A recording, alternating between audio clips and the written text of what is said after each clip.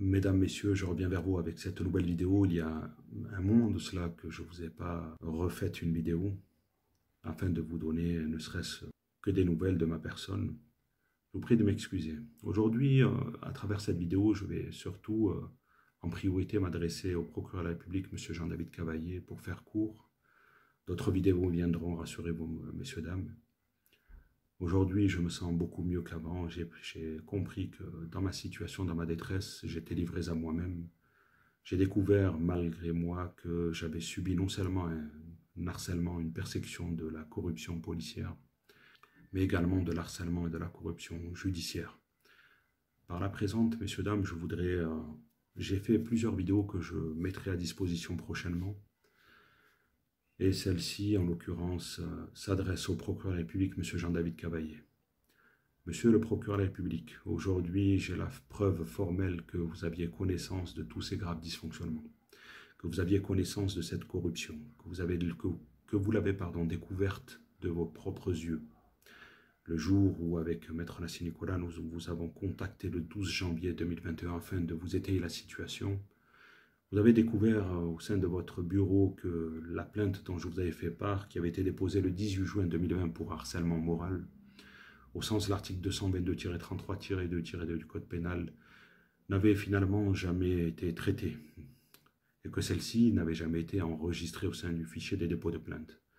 Que cette mascarade avait été orchestrée, perpétrée par le commandant Roger Mas, commandant corrompu de police, exerçant au sein du groupe de soutien judiciaire de Perpignan. Vous avez découvert par vous-même, en vous donnant le numéro de procès-verbal qui porte le numéro AV 2020/14-914, que celle-ci n'avait jamais été enregistrée, que celle-ci était inexistante. Ce sont vos mots.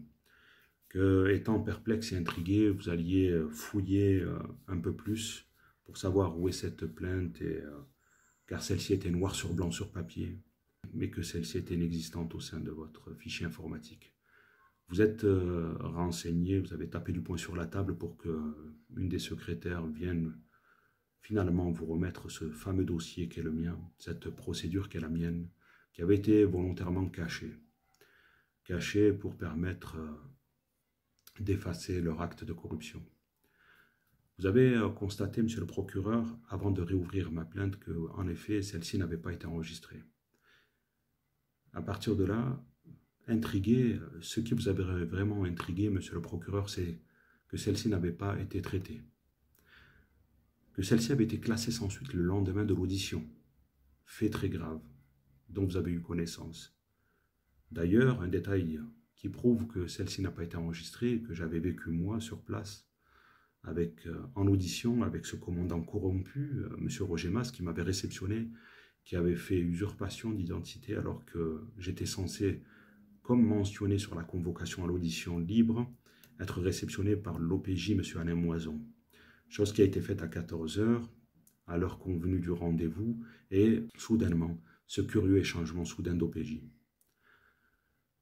Nous avons mentionné tous ces détails. J'avais passé cette audition et à la fin de cette audition, alors que ce commandant corrompu tentait de m'incriminer, alors que j'étais ici pour faire valoir mes droits en qualité de plaignant, j'avais demandé à la fin de l'audition une copie de ce procès-verbal. Il avait refusé de me la donner. Et il m'avait dit également que celle-ci ne sera pas enregistrée maintenant et qu'elle sera enregistrée le lendemain, soit le 8 décembre 2020. C'est là où j'ai compris qu'il y avait quelque chose d'anormal. Ce commandant était anonyme à ce moment-là. J'ai découvert son identité que lorsque vous avez autorisé le 28 avril 2021 à ce qu'on reçoive une copie de ce parcours, de cette procédure. Et c'est de là où j'ai vu son nom mentionné comme en la qualité de commandant de police, M. Roger Mas. C'est lui qui avait traité ma plainte que sur papier, que sur bout de papier, sans même établir une enquête préliminaire à ce sujet, sans même enregistrer celle-ci au fichier des dépôts de plainte, donc au fichier informatique, sans même en aviser la commissaire de police Charlotte Noué pour vérification. Il avait signé à la place de tout le monde. Je vous l'ai dit dans les vidéos. Donc, monsieur le procureur, vous avez réouvert ma plainte. Suite à l'appel que Maître Nassi Nicolas m'a fait le 2 février 2021, vous avez réouvert ma plainte. Le 28 avril, une autorisation accordée de votre part, nous recevions donc ce parcours, cette procédure judiciaire, qui n'existait que sur papier. À ce moment-là, vous aviez déjà connaissance de tous ces graves dysfonctionnements. Le temps a passé. Je recontacte Maître Nassim Nicolas au mois d'août 2021. Celui-ci, subitement, avait changé à mon égard. Il me disait qu'il fallait moi-même que je vous contacte, vous, monsieur le procureur, monsieur Jean-David Cavaillé. Seule chose que je n'avais pas comprise. Ensuite, il m'aidera quand même à vous faire passer le message. Je le recontacterai le 24 novembre 2021 pour savoir quelles suites ont été apportées à ma plainte. Il me dira qu'il transmettra donc ce courriel à votre personne, monsieur Jean-David Cavaillé. Et 2 semaines plus tard, je recevais un nouvel avis de classement victime pour des faits totalement contraires et étrangers à ce que je dénonce, à savoir des faits de discrimination et d'exploitation de personnes vulnérables, article 225-1 du Code pénal, alors que je déposais plainte pour harcèlement moral, monsieur le procureur, article 222-33-2-2 du Code pénal, article totalement différent, et que, voilà, je recevais à 2 reprises cet avis de classement victime, déposé au sein de ma boîte aux lettres, sans même que mes avocats respectifs à ce moment-là n'en aient reçu une copie, sans même que je n'en ai été avisé par courrier recommandé, monsieur le procureur. Le temps a passé, nous avons écrit, nous avons fait part de ces graves dysfonctionnements nouveaux, et vous avez décidé, par le biais de vos services, finalement, au bout de 20 mois de procédure fallacieuse et fausse, d'enregistrer ma plainte en date du 23 février 2022, monsieur le procureur. Le temps a passé, et plus de nouvelles de votre part, plus de nouvelles de votre parquet. Il n'y a que récemment, en date du 30 octobre 2024, sur conseil d'un grand avocat perpignanais, monsieur, je me suis rendu, pour savoir quelle suite avait été apportée à ma plainte, je me suis rendu au tribunal judiciaire de Perpignan, au bureau d'aide aux victimes et du justiciable, avec le numéro de procès verbal, donc les 2 numéros de procédure que j'avais à ma disposition. Je me suis rendu au bureau d'aide aux victimes. J'ai rencontré une agente d'accueil, je lui ai transmis le numéro de procès verbal, l'initial, celui qui avait été établi par le commandant corrompu, M. Roger Mas. Et là, je me rendis compte, par le biais de l'agente d'accueil, que celle-ci n'avait jamais été enregistrée. Donc j'avais confirmé formellement que cette plainte n'avait jamais été enregistrée. Alors que M. le procureur de la République, M. Jean-David Cavaillé, je l'avais déjà confirmé avec vous, en date du 12 janvier 2021. Je le confirmais à nouveau, par le biais de cette aimable agente d'accueil. À partir de là, je donnerai le second numéro, le numéro de parquet, celui qui avait été établi par vos soins, par vos services, pour finalement enregistrer ma plainte. Je me rendis compte que les 2 premières fois, donc la première plainte qui avait été réouverte par vos soins, monsieur le procureur, après le grave dysfonctionnement du commandant corrompu, M. Roger Mas, que celle-ci n'a jamais existé lorsque j'ai reçu ces 2 avis de classement à victimes identiques pour des faits contraires et étrangers à ce que je dénonce. Ces 2 procédures, premières procédures, n'ont jamais existé. La première du commandant Roger Mas, par le biais du vice-procureur de la République, M. Michael Jean-Claude. La deuxième par vos soins, monsieur. Vous ne l'aviez jamais enregistrée, en fait. De février 2021 à novembre 2021, vous n'avez jamais enregistré cette nouvelle procédure, cette nouvelle réouverture de procédure. Vous ne l'avez jamais enregistré, ma plainte. Vous l'avez finalement enregistrée 1 an plus tard, donc en février, le 23 février 2022. Le temps a passé, et là, récemment, comme j'ai dit, le 30 octobre 2024, grâce au conseil judicieux d'un grand avocat perpignanais qui est maître Monsieur Large, qui est maître Large Fabien, sur son conseil, je me suis rendu pour savoir quelle suite avait été apportée à ma plainte. Et de là, je découvrirai que celle-ci avait été classée le 4 octobre 2022, soit 9 mois après la réouverture et l'enregistrement officiel de ma plainte par vos soins, monsieur le procureur, monsieur Jean-David Cavaillé. Et que celle-ci avait été classée sans suite pour les mêmes motifs, totalement contraires et étrangers à ce que je dénonce, monsieur, à savoir des faits de discrimination et d'exploitation de personnes vulnérables. Je n'en ai jamais été avisé, monsieur. Mes avocats respectifs, mon avocat respectif, pardon, maître Yassine Malawi, qui était encore à mes côtés à ce moment-là, jamais, monsieur. Donc, dans cette situation, je découvre cela, je découvre que non seulement la première plainte n'a jamais existé, que non seulement la première réouverture par vos soins n'a jamais existé, que tout ceci, ce sont de fausses procédures dont vous en aviez connaissance, vous, monsieur le procureur de la République, monsieur Jean-David Cavaillé, car vous l'avez vu de vos propres yeux, et qu'en même temps, ben, il y a eu un nouvel dysfonctionnement avec ce nouvel avis de classement à victime, établi par vos services, bien sûr, et de manière anonyme. Anonyme, parce que lorsque cette agente d'accueil, monsieur le procureur, m'a remis cet avis de classement à victime, m'a remis une copie de cet avis de classement à victime, elle a été intriguée parce que celle-ci n'était signée par personne. L'emplacement de la signature était vierge, monsieur. Il a fallu que je lui demande et qu'elle me propose, bien sûr, de signer les documents et à la date du 30 octobre. C'est ce qu'elle a fait, monsieur. Elle a signé donc les documents que vous voyez ici. Ça, c'est les 2 tampons de signature de la même agente d'accueil qui date du 30 octobre, monsieur. Là, vous ne le verrez pas trop bien, messieurs, dames, mais je scannerai et je veillerai à publier cet avis de classement à victime. Donc, celui-ci était anonyme. Tout cet espace était vierge, messieurs, dames. Il n'y avait aucune signature. Pour permettre, bien sûr, de ne pas retracer la personne responsable de cet avis de classement à victime. Monsieur le procureur, je suis scandalisé, outré par le fait que non seulement j'ai subi un harcèlement moral policier inouï dont, avec le temps, les 8 années passées à subir, j'ai pu amasser des éléments afin de prouver mes dires. D'ailleurs, les numéros d'immatriculation retracent pour la plupart et la majorité d'entre eux des véhicules de service de police civile, monsieur. Tous les éléments que j'ai à disposition, que je vous ai fournis, retracent dans la majeure partie des cas des fonctionnaires de police civile de Perpignan actifs et également des sous-fifres. Des sous-fifres qui ont rendu service à ces corrupteurs, monsieur. Que ce soit des fonctionnaires retraités, des fonctionnaires de police retraités, des employés municipaux, des informateurs, des délateurs, mais tout ça, je vous l'ai remis. Et en même temps, je découvre, monsieur le procureur de la République, monsieur Jean-David Cavaillé, que je subis également une persécution judiciaire.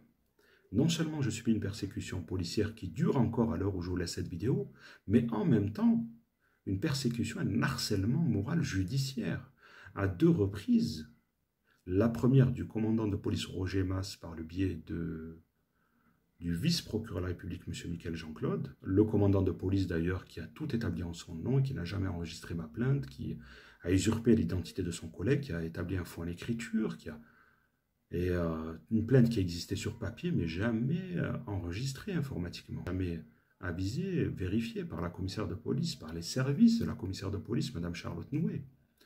Donc tout ça, vous en aviez connaissance, et également, lorsque vous avez décidé de réouvrir ma plainte, vous n'avez jamais également enregistré celle-ci, monsieur. Qu'est-ce qui se passe?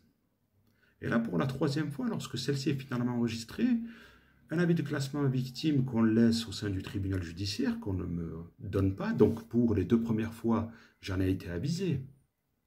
Pour la réouverture, la fausse réouverture, monsieur le procureur de la République, monsieur Jean-David Cavaillé, vos services ont déposé un avis de classement à victime dans ma boîte aux lettres, sans que mes avocats respectifs n'en aient été avisés, sans que même moi j'en ai été avisé par courrier recommandé. Ça, par contre, à 2 reprises, à 1 semaine d'intervalle, j'ai les 2 copies originales à ma disposition.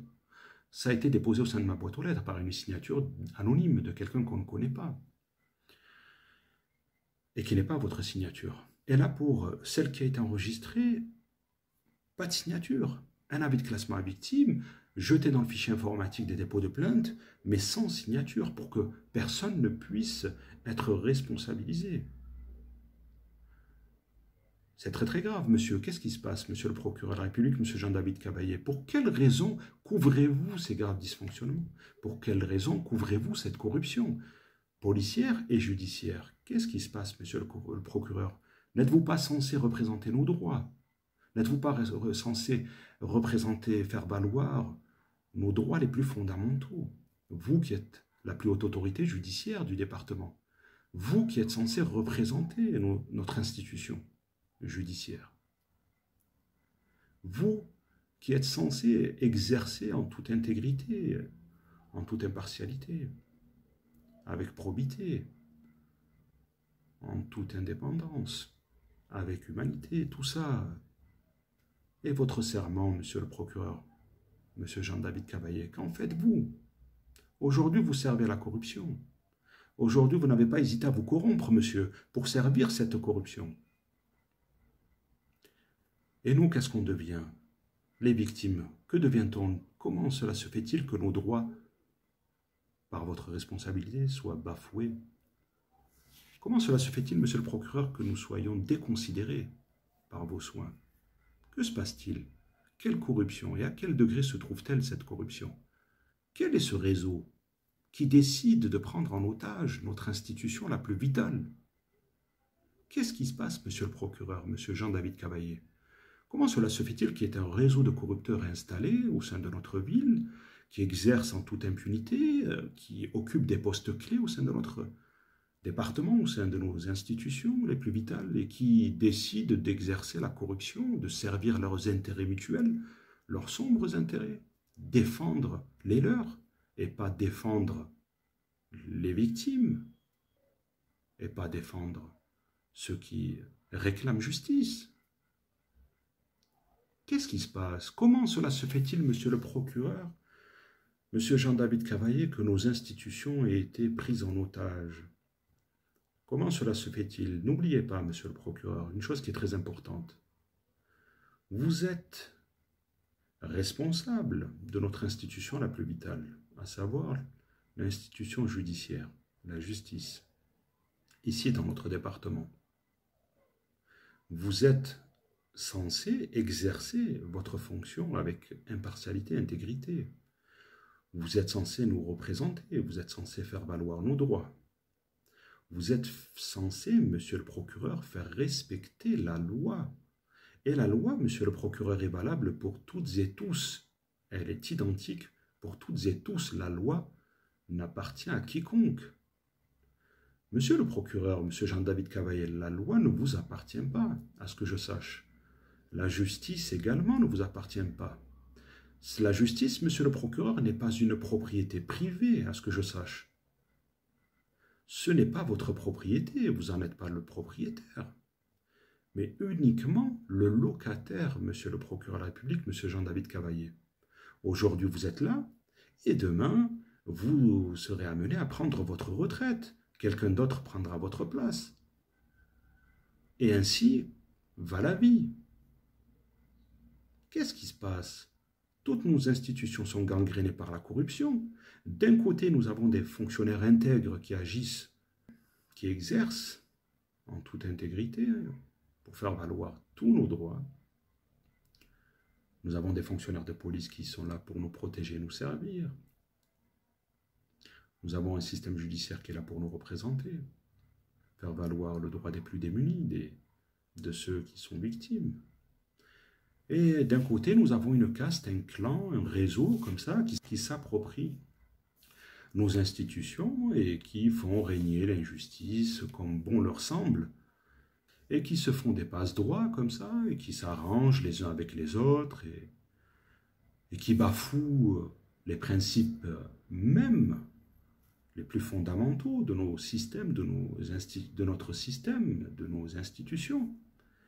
Qu'est-ce qui se passe, monsieur le procureur de la République, monsieur Jean-David Cavaillé? C'est pour cela qu'à travers ce message, d'ailleurs, messieurs, dames, j'ai fait d'autres vidéos qui retraceront plus en détail ce que je viens de dire là maintenant. Mais c'est pour cela que par le biais de cette vidéo, messieurs, dames, car ça fait longtemps que je ne suis pas revenu, et aujourd'hui je me porte mieux moralement. J'ai pris du recul, j'ai appris à accepter cette injustice, accepter cet harcèlement et cette persécution. Grâce à la foi, grâce à Dieu. Aujourd'hui, je prends du recul. Aujourd'hui, je suis là. J'y vois plus clair et avec beaucoup plus de lucidité. Aujourd'hui, je suis là pour dénoncer ces méfaits, ces agissements. Et je ne m'arrêterai pas. Non plus pour moi, messieurs, dames, car aujourd'hui, j'ai compris que finalement, mes droits avaient été bafoués, mais que nos institutions étaient gangrénées par la corruption. Plus le système policier, mais également le système judiciaire, par un groupuscule d'individus qui ont pouvoir et autorité au sein de notre département et qui bafouent nos droits les plus élémentaires. Et aujourd'hui, j'ai pris conscience que malgré tout, la justice ici est verrouillée, gangrénée par une corruption. Pas par tous les fonctionnaires, pas par tous nos magistrats, grâce à Dieu. Non, non, non, mais par une caste. Et au fur et à mesure que vous avancez dans vos étapes, dans vos démarches judiciaires, on vous met des bâtons dans les roues, parce qu'on récupère à chaque fois votre affaire, parce qu'on récupère votre dépôt de plainte, parce qu'elle est traitée par un tel, et il se passe votre dépôt de plainte de main en main pour s'aiguiller, se servir, les corrupteurs les uns avec les autres, aide-moi, arrange-moi, tiens, gère l'affaire pour moi, etc., etc.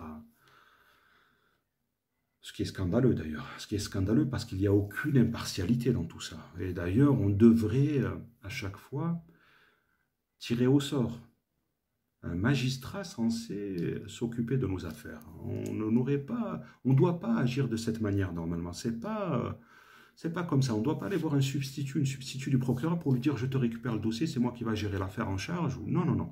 Normalement, il devait y avoir même là une impartialité pour traiter les dossiers. Il faudrait choisir un magistrat, peu importe lequel, à tour de rôle et tourner pour que ce ne soit pas les mêmes qui récupèrent les affaires qu'ils vont corrompre. Voilà.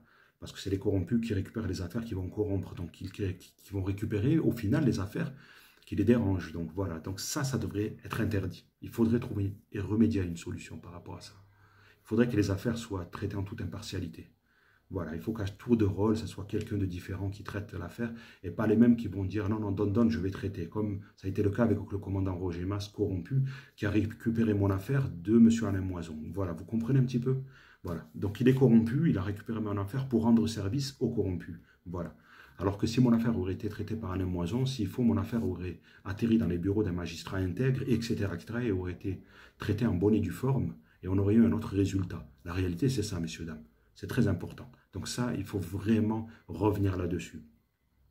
Et il faut savoir une chose, le secret professionnel, malheureusement, dans l'instruction n'existe plus, messieurs, dames, parce que ces corrupteurs, le fait qu'ils puissent agir en toute impunité au sein de nos institutions, ils vont aller se servir, récupérer vos éléments, comme moi avec le commandant Roger Mas, il m'a harcelé, il a récupéré mes éléments, il a fourni une copie de ma clé USB, sûrement, hein, j'imagine, hein, c'est que des suppositions, mais j'en suis sûr, il a dû les fournir à toute cette corruption, parce que c'est lui qui a récupéré mon affaire. Donc, il a toute la copie de ce dossier, il a pu le donner. Il a pu le donner à ses corrupteurs pour qu'ils voient un petit peu le travail que j'ai fait, pour qu'ils anticipent, pour qu'ils réfléchissent à comment essayer de me bloquer, à m'empêcher d'atteindre ou d'accéder à la justice, pour qu'ils anticipent à chaque fois le travail que j'exerce. Mais ce que j'aimerais leur dire, c'est que face à la justice, face à la vérité, ils ne peuvent rien. Parce que tôt ou tard, la justice et la vérité finissent par reprendre leurs droits. Je l'ai dit dans une vidéo. Ils finissent par reprendre leurs droits. C'est-à-dire, on a beau essayer de mettre des bâtons dans les roues, de bloquer, de récupérer, de faire ça, de traficoter, de se passer les trucs. Mais tôt ou tard, la justice et la vérité reprend ses droits, messieurs, dames. C'est comme ça et on n'y peut rien. C'est universel. C'est comme ça. Par la volonté et la grâce de Dieu, il y a une justice intègre et impartiale. Car il y a des hommes et des femmes qui sont justes et impartiaux. Et grâce à Dieu, la majorité sont justes et impartiaux. Il n'y a qu'une minorité, c'est qu'une petite caste. Ils sont là entre eux, ils se traficotent et tout. Mais on peut les bloquer, on peut. C'est au tour également de nos parlementaires de traiter de cette situation-là. Parce que c'est eux qui doivent faire les lois. Et ça, c'est un sujet très important sur lequel on devrait discuter. Le fait que les affaires soient traitées indépendamment, à chaque fois à tour de rôle, qu'on trouve même au tirage au sort, je ne sais pas, trouver un système pour pas que ce soit n'importe qui, n'importe quel magistrat corrompu qui vienne, qui dise oui, c'est moi qui reprends l'affaire pour servir l'intérêt des autres corrupteurs. Ça, il faut le bloquer, ça. Ça, il faut trouver une solution pour le bloquer, messieurs, dames. Donc voilà. Donc il faut avoir connaissance de tout ça, messieurs, dames. De toute façon, il y a quelques vidéos que j'ai faites et vous savez que je rentre un peu plus profondément dans tout ça, dans ces sujets. Mais je reviendrai, messieurs, dames, parce qu'aujourd'hui, je vais beaucoup mieux mentalement. Grâce à l'aide de Dieu, bien sûr. Grâce à la foi, grâce à la croyance. Parce que j'ai trouvé que Dieu à mes côtés, finalement. J'ai trouvé que Dieu, messieurs, dames. L'être humain, il n'était pas là pour moi. Donc, que ce soit les gens qui étaient censés me soutenir, que ce soit également l'institution judiciaire qui était censée me défendre, me représenter, me protéger de ces malfrats, de ces corrupteurs, elle n'a pas été là. Ils se sont corrompus, ils n'ont pas été là. Monsieur Jean-David Cavaillé n'a pas été là pour défendre, pour me représenter, pour m'aider. pour faire cesser ces agissements. Il les a laissés continuer à faire. Voilà comment ça s'est passé. L'humain, là où il est malhonnête quand il est corrompu. Bien sûr, c'est lorsqu'il est corrompu. Je parle pas en général. Jamais, messieurs, dames, et loin de là. Grâce à Dieu. Mais vous comprenez un petit peu? Voilà. C'est qu'on en est aujourd'hui, messieurs, dames. Voilà. C'est douloureux. Mais voilà, grâce à Dieu, moi, je me suis, voilà, je suis redescendu. Grâce à Dieu, j'ai réussi à prendre du recul, à accepter, malgré moi, cette injustice, cet harcèlement, cette persécution, à le prendre sur moi, à l'accepter tel quel, finalement, à continuer à filmer ces exactions. D'autres vidéos viendront, messieurs, dames. D'autres vidéos viendront de ces exactions, de cet harcèlement. Et j'ai accepté. Mon destin, c'est ça. Et Dieu nous demande d'être endurants pour mieux être récompensés. Et j'y crois. Aujourd'hui, le côté spirituel a pris le dessus, messieurs, dames, parce que je n'ai pas trouvé d'être humain à mes côtés pour m'aider. Que ce soit la justice, que ce soit dans la police, que ce soit dans notre entourage, etc. Il n'y a personne qui m'a aidé. J'ai eu que des soutiens moraux. Que des soutiens moraux, bien sûr, envers qui je serai infiniment reconnaissant. Mais sinon, j'ai été seul, messieurs, dames. J'ai été livré à moi-même. Mais grâce à Dieu, je vais mieux. Je vais mieux. Rassurez-vous, messieurs, dames, n'ayez aucune crainte pour moi, je n'ai peur de rien. La peur, ça fait longtemps que c'est devenu un état d'esprit, messieurs, dames. Ça y est. Et c'est un état d'esprit dans lequel on choisit, nous, de nous y mettre ou pas. Voilà, pour moi, c'est devenu ça, la peur, en fait. Je ne la ressens plus aujourd'hui. Grâce à Dieu, je suis passé outre de tout ça.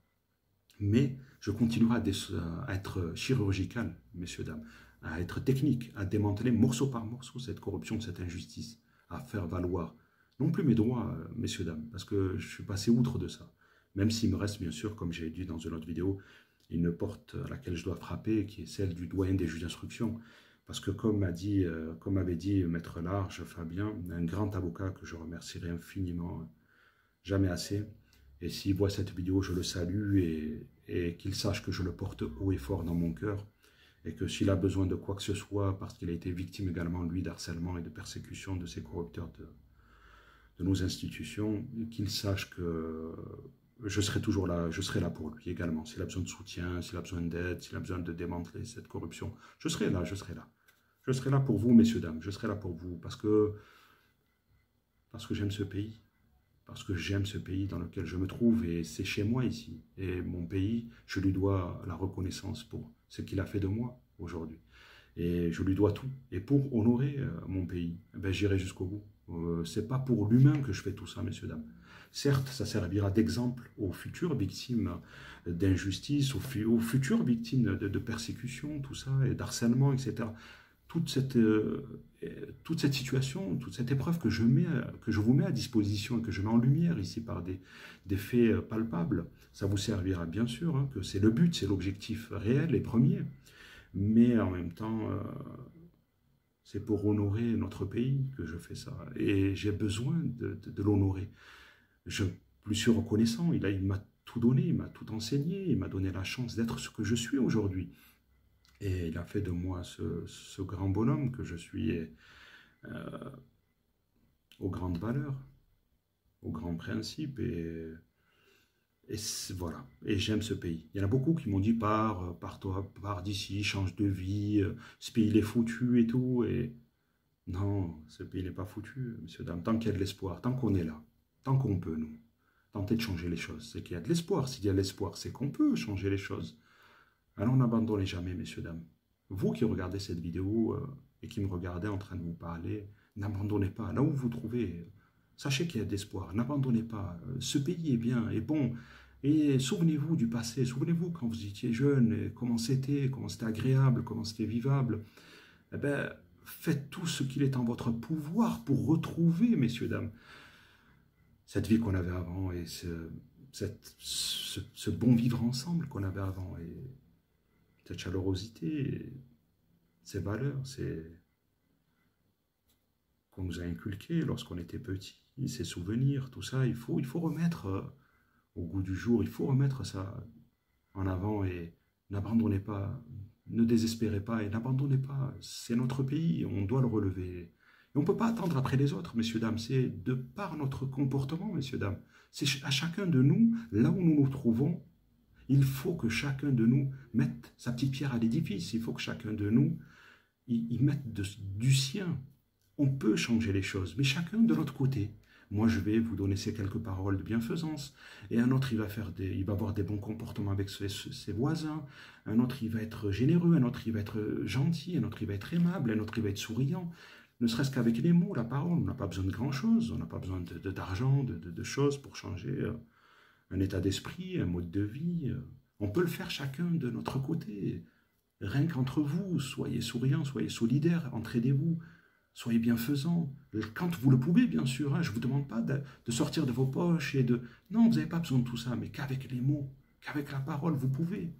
Vous pouvez, messieurs, dames, qu'avec les mots, la parole, la gentillesse, la sagesse que vous avez et qui sommeille au fond de vous, vous pouvez faire le bien autour de vous. Vous pouvez. Et on peut retrouver ce qu'on a perdu. La France était un grand pays et il faut qu'on le retrouve, ce grand pays. Il faut qu'on l'honore. Et aujourd'hui, messieurs, dames, c'est la France qui a besoin de nous. C'est ce pays qui a besoin de nous. Il y en a beaucoup qui m'ont dit, oui, mais bon, part et tout, c'est tous des racistes ici, c'est tout ceci. Toi, tu as des origines, etc., même si tu es né ici et tout, mais ça sert à rien. Mais c'est pas ça le but, c'est pas ça le sujet. C'est pas pour ces gens-là que je fais ça. Si c'est pour ça, ben dans ce cas, je suis faussé dans toutes mes actions, dans toutes mes œuvres. Si je commence à réfléchir, à me dire que, ah oui, parce qu'ils sont racistes, et moi je ne vais pas faire ça parce ils m'aiment pas. Mais pas du tout. Les gens qui ne veulent pas m'aimer, ils ne m'aiment pas. Mais je ne vais pas leur en empêcher. Les gens qui ne m'aiment pas, ils ne m'aiment pas, je ne vais pas leur en empêcher. Par contre, si je fais ça, messieurs, dames, ce n'est pas pour eux. Ce n'est pas pour les représenter eux, ceux qui ne vont pas m'aimer, ceux qui vont m'haïr, être racistes, etc. Peu importe, même si je trouve que le racisme est une bêtise. C'est une absurdité, c'est une erreur, ça n'a pas de sens. Parce qu'on a le même sang qui coule dans nos veines. Demain, si je suis moi-même donneur d'organes, si demain il m'arrivait à décéder et qu'on pouvait sauver des vies à cœur joie, je donnerais mes organes. Et donc mes organes à moi, si je dois les... Un jour, je suis plus là, je suis plus de ce monde. Et qu'on peut sauver des vies. Et je ne vais pas dire, ah non, monsieur, moi, je suis d'origine un tel, je ne veux pas qu'on donne mes organes à telle ou telle personne parce qu'ils ne m'aiment pas et je ne les aime pas. Mais non, au contraire, je ne vais pas réfléchir comme ça à cœur joie. Si je peux sauver un enfant, une personne qui est en détresse et tout, ben, je donnerai mes organes et peu importe à qui ça appartiendra. Je partirai la conscience tranquille. Et dans l'autre monde auquel moi je crois, je me dirais, ben, je suis content, j'aurais œuvré à ma manière, mais sans distinction de race, d'origine, de ci, de... Non, il faut passer outre tout ça. Messieurs, dames, tout ce qu'on fait, c'est pour ce pays. Souvenez-vous, unissez-vous, entraidez-vous, soyez solidaires les uns vers les autres. Malgré, certes, oui, c'est vrai, on est différents les uns des autres, culturellement, historiquement, tout ça et tout. Mais n'empêche qu'on peut se retrouver. Et on peut s'enrichir mutuellement, on peut échanger, on peut s'apprendre des choses, se faire découvrir ne serait-ce que des plats culinaires, de se les partager, des saveurs, des échanges, des façons de voir, des mentalités, etc. Et ça, c'est ce qu'on appelle la richesse culturelle des peuples. Et ça, c'est très important, messieurs, dames. Et moi, je crois en ça. Je crois qu'on peut s'entraider, aller les uns vers les autres, échanger tout en se respectant mutuellement et tout en aidant, tout en œuvrant ensemble, main dans la main. Moi, je crois à ça. Je crois qu'on peut bâtir une société meilleure, un meilleur avenir pour ce pays, et en se tendant la main. Il y a des cons partout, messieurs, dames. Il y a des cons dans toutes les communautés, messieurs, dames. Quand on voit qu'il y a un voyou, mais le voyou, il n'a pas de couleur, il n'a pas d'origine, il peut être issu de n'importe quelle communauté. Donc le mauvais, au final, c'est n'importe qui. Le mauvais, ça peut être quelqu'un comme moi, ça peut être quelqu'un comme un autre, c'est n'importe qui. Alors il faut faire abstraction de tout ça. Il faut cesser de stigmatiser, messieurs, dames. Il faut cesser de se dire qu'en fait, finalement, c'est telle communauté qui est comme ça, c'est eux qui font ça, c'est eux qui nous foutent la pagaille. Non, il faut arrêter, messieurs, dames. Il y a de l'espoir, il y a de la vie en nous, il y a quelque chose de grand, il y a des richesses en nous qu'on peut se partager mutuellement pour aider à bâtir, à mieux bâtir et à mieux rebâtir surtout notre pays. C'est pour ça que je reviens à ce petit détail de notre pays, messieurs, dames. On est là pour œuvrer, pour vivre mieux ensemble, mais pour améliorer nos conditions de vie, pour améliorer cet espace qui nous entoure, pour mieux le préserver, le protéger également, pour en faire un lieu en fait d'enrichissement personnel, un lieu d'échange, et pour honorer les couleurs, pour honorer ce pays.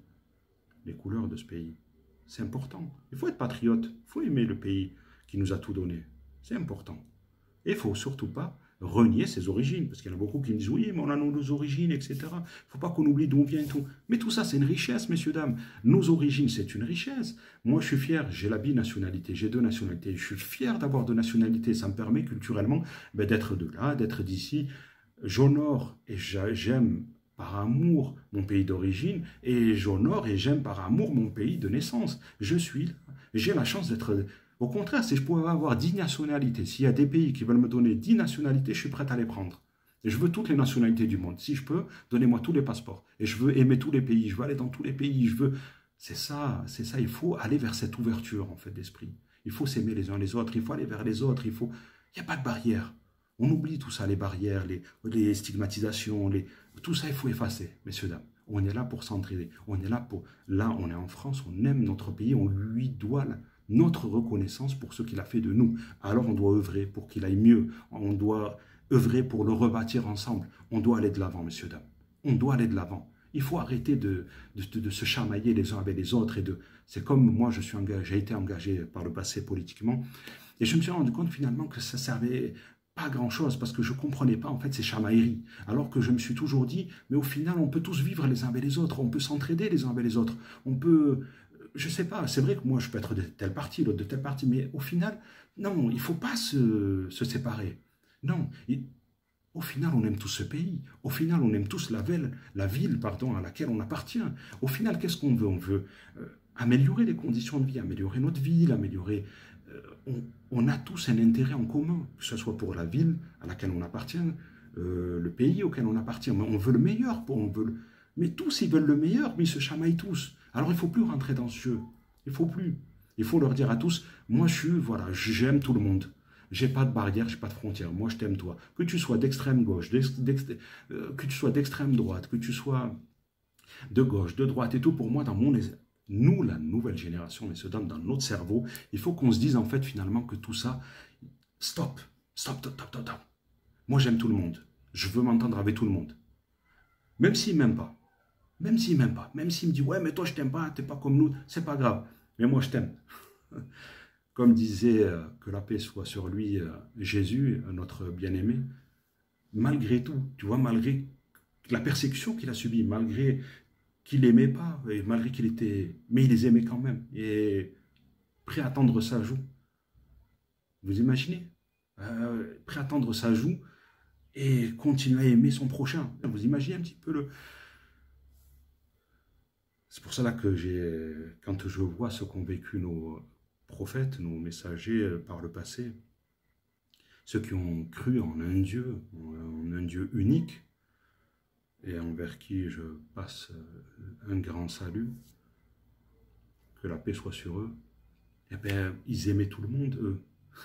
Ils n'avaient pas de distinction, ils n'étaient pas là en train de se dire, moi je suis de ça, moi je suis de... Mais ils aimaient tout le monde, ils transmettaient la belle parole, la bonne parole à toutes, à tous, ils allaient vers les gens, ils allaient vers les autres, ils n'étaient pas fermés, ils n'avaient pas une religion, ils la tenaient dans leurs bras en disant, non, non, c'est à moi, ça m'appartient, moi je ne veux pas avec lui, ils viennent dans mon truc. Il n'y avait pas de système de clan, de corruption, de tout, comme on le vit actuellement et comme ça a toujours existé, mais je veux dire, les corrupteurs, en fait, ils ont toujours été, et les justes. Aujourd'hui, de qui on se souvient, messieurs, dames? On se souvient des corrupteurs ou on se souvient des gens qui ont été justes? On se souvient de nos prophètes, de nos messagers, de tous ces grands hommes, hein, quels qu'ils soient, intellectuels, politiques, etc., mais qui ont œuvré pour le bien. On se souvient, on se rappelle d'eux. Voilà, donc par rapport à ça, quand on voit et les corrupteurs, est-ce qu'on va se rappeler d'eux? Mais non, ils disparaissent, ils finissent par disparaître, parce que toujours... La justice et la vérité reprend ses droits. Ça, c'est comme ça, c'est inné. La vérité reprend toujours ses droits avec le temps. On peut l'étouffer, la cacher. Les corrupteurs, ils peuvent la bafouer, tout ça et tout. Mais au final, elle reprend ses droits. C'est comme ça, messieurs, dames. Donc, c'est pour ça qu'il faut s'entraider et s'aimer les uns avec les autres. Et il faut faire abstraction de tout ça. Hein. La politique, tout ça et tout ça, oui, d'accord, on respecte tout le monde, on s'entend avec tout le monde. D'ailleurs, c'est comme ça que je suis avec toutes les politiques de ma ville. C'est que moi, je suis ouvert à tout. Voilà, moi, j'ai pas de souci avec gauche, extrême gauche, droite, extrême droite. Je m'entends avec tout le monde et chacun est libre de penser, de faire ce qu'il veut. Moi, ce qui compte pour moi, c'est l'intérêt général. C'est ça qui prime. C'est l'intérêt général. C'est le bien de cette ville, messieurs, dames. C'est le bien de chacun de nous. hein, de chacun de ses habitants, de chacun de... C'est ça qui prime. C'est pas le fait de prendre une banderole, de gueuler, de me dire, moi je suis de ça, moi je suis contre la droite, et moi je suis contre l'extrême gauche, et moi je suis contre l'extrême droite. Oh, on n'est pas des enfants. Je veux dire, on n'est pas des gamins, messieurs, dames. Il faut passer outre tout ça. Il faut qu'on aille au-delà de tout ça. Et je suis, moi, plus dans cet état d'esprit-là, messieurs, dames. Je suis là. Je suis respecté et apprécié par énormément de personnes, messieurs, dames. Mais j'ai toujours été juste. Voilà, tout ce que je fais, je le suis juste. Quand j'aide quelqu'un, je le fais par soi, par gentillesse, par devoir de reconnaissance, par etc. etc. Mais d'autres vidéos vous l'expliqueront un peu plus en détail. Mais je n'ai pas de barrière, j'appartiens à personne. Il n'y a pas de clanisme, de système de clanisme chez nous. Il n'y a pas. Parce que je considère que le clanisme, en fait, ça amène à la corruption, à la méchanceté, à la dureté. Et il n'y a qu'à des problèmes, en fait. Et c'est pas bon d'être sectaire, d'être tout ça, c'est pas bon. C'est voué à l'échec, tout ça, messieurs, dames. Tôt ou tard, avec le temps reprend toujours ses droits également. Hein. La vérité et le temps reprennent toujours leurs droits. Enfin, c'est via le temps que la vérité reprend ses droits. Mais je veux dire, avec le temps également, tout ça, ça ne dure pas. Hein, ces systèmes de clanisme, de trucs, ça ne dure pas, ça aussi. Il faut être universel, messieurs, dames, universel. Il faut être, nous surtout, la nouvelle génération qui arrivons, il faut être ouvert, messieurs, dames. N'ayez pas peur d'être ouvert. On n'est pas, rassurez-vous, hein, peut-être qu'on est différents physiquement, etc. Et tout, mais tout ça, c'est pour moi une richesse. Et en même temps, il ne faut pas avoir peur les uns des autres. Croyez-moi, il suffit juste de décliquer, de se parler, de discuter ensemble, et vous verrez que tout ira beaucoup mieux.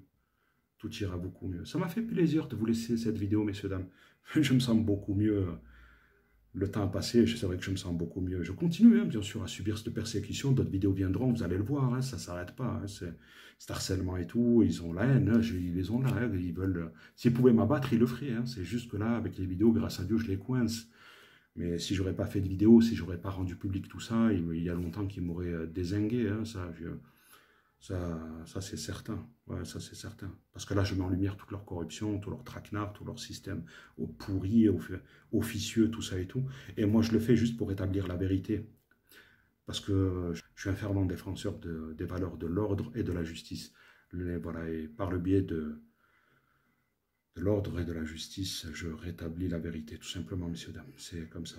En tout cas, voilà, messieurs, dames, je reviendrai sur d'autres vidéos. Bon, il y a des vidéos que j'ai faites avant-hier, que je vais essayer de retravailler pour les publier après celle-ci. Mais celle-ci, messieurs, dames, elle s'adressait tout particulièrement au procureur de la République, monsieur Jean-David Cavaillé, juste pour lui dire que je vous accuse formellement, monsieur le procureur de la République, monsieur Jean-David Cavaillé, d'actes graves de corruption. D'actes graves de corruption et d'abus de pouvoir concernant ma situation, concernant tous ces méfaits, toute cette grave corruption et ces graves dysfonctionnements judiciaires et policières, dont vous avez eu connaissance et à laquelle vous avez fait abstraction, à laquelle vous avez fermé les yeux, monsieur le procureur, monsieur Jean-David Cavaillé. Vous avez préféré servir l'intérêt de ces corrupteurs au lieu de servir les intérêts de la justice. Et pour cela, je ne vous pardonnerai pas, monsieur le procureur. Je ne vous pardonnerai pas. Aujourd'hui, ma priorité est d'atteindre un doyen des juges d'instruction par le biais d'un avocat intègre et sincère, qui ait le courage et l'audace de m'aider, car j'aimerais lui dire, rassurez-vous, vous pouvez venir vous tourner vers moi, il ne vous arrivera rien, je vous aiderai. Et s'il faut médiatiser quelconque situation d'injustice, je le ferai, rassurez-vous. Je commence à prendre l'habitude, je commence à trouver une certaine aisance à faire ces vidéos, et je vous aiderai à rendre public là où l'injustice se trouve. Et je m'adresse également à toutes les victimes d'harcèlement moral qui subissent en silence à l'heure où je laisse cette vidéo et qui sont désarmés, désœuvrés, démunis. Je suis là également pour vous, messieurs, dames, pardon. Donc voilà, je continuerai mon combat aujourd'hui. Mon objectif, c'est de trouver une avocate, un avocat pour me constituer partie civile. Et ensuite, je ne vais pas m'arrêter. Monsieur le procureur de la République, monsieur Jean-David Cavaillé, la justice, n'oubliez pas, monsieur, elle ne vous appartient pas. Ce n'est pas une propriété privée, elle appartient à ce pays qui est le nôtre et pour lequel je vais continuer à me battre, à l'honorer, à le défendre. Je ne m'arrêterai pas, monsieur. Je ne m'arrêterai pas pour rétablir l'intégrité de nos institutions. Je ne m'arrêterai pas. Ce pays, je dois tout à ce pays. Et les corrupteurs sont en train de le détruire de l'intérieur. On a beau se dire, oui, c'est l'injustice, la criminalité qui se trouve dehors, etc., qui est en train d'être... Non, non, non, non, tout ça, c'est voulu par ces corrupteurs qui travaillent à l'intérieur même de nos institutions les plus vitales. C'est voulu. Se laisser aller cette injustice, cette criminalité, tout ça c'est voulu, messieurs, dames. Vous devez en prendre connaissance. Vous devez le savoir. Et je continuerai pour ma part, messieurs, dames, à me battre pour dénoncer ces agissements, ces méfaits. Je continuerai, je ne m'arrêterai pas. Et j'appelle bien sûr toutes les personnes qui veulent me soutenir à continuer à me soutenir, ne serait-ce que moralement. N'hésitez pas, soutenez-moi. Moralement, ça me fait énormément de bien. Je ne demande pas plus, hein. Je ne demande pas plus, messieurs, dames. Moralement. Et pour toutes les personnes d'hypocrites qui m'entourent, celles qui sont là et qui font mine d'être avec moi, mais qui jouent le double jeu, ce n'est qu'une histoire de temps avant que, bien sûr, je me mette sur vous. Car je ne vous ai pas oublié. À tous les informateurs, les délateurs de la ville de Perpignan, tous les doubles jeux qui m'entourent, qui se font passer pour mes amis et qui tentent à vouloir me piéger, je ne vous oublie pas, messieurs. Viendra un jour où c'est qu'on devra traiter aussi cette situation et où c'est que je ferai un travail en profondeur pour relever vos identités. Aujourd'hui, ce n'est pas ma priorité, vous n'êtes pas du tout ma priorité. Mais viendra ce jour, ne l'oubliez pas, viendra ce jour. Et où c'est que le monde devra savoir qui vous êtes. Car il est hors de question que vous continuez à faire du mal sans même être inquiété. Ce n'est pas possible. Ça, je ne peux le tolérer, messieurs. Mais pour le moment, vous n'êtes pas ma priorité. Au contraire, d'ailleurs, maintenant, la plupart d'entre vous, vous êtes en train de petit à petit venir à moi pour me demander des excuses. Excuses que au final, je finis par accepter, bien sûr, avec le temps. Mais, et envers qui, bien sûr, je vous ai donné ma parole, que je ne vous divulguerai pas.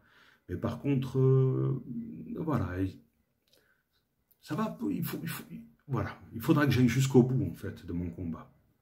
Et le moment voulu, je ferai une vidéo aussi vous concernant, qui s'adressera spécifiquement à vous, messieurs. Donc voilà, messieurs, dames, c'était Jello Kitter à Perpignan. Je vous ai fait cette vidéo, j'en ai fait d'autres qui vont peut-être retracer un petit peu ce que j'ai dit dans cette vidéo, mais un peu plus en profondeur pour chacun des sujets. Et donc voilà, sachez que je vais bien et sachez que voilà, je vais mieux dans ma tête. J'ai accepté de subir cette injustice, cette persécution, je continuerai à la subir, c'est mon destin.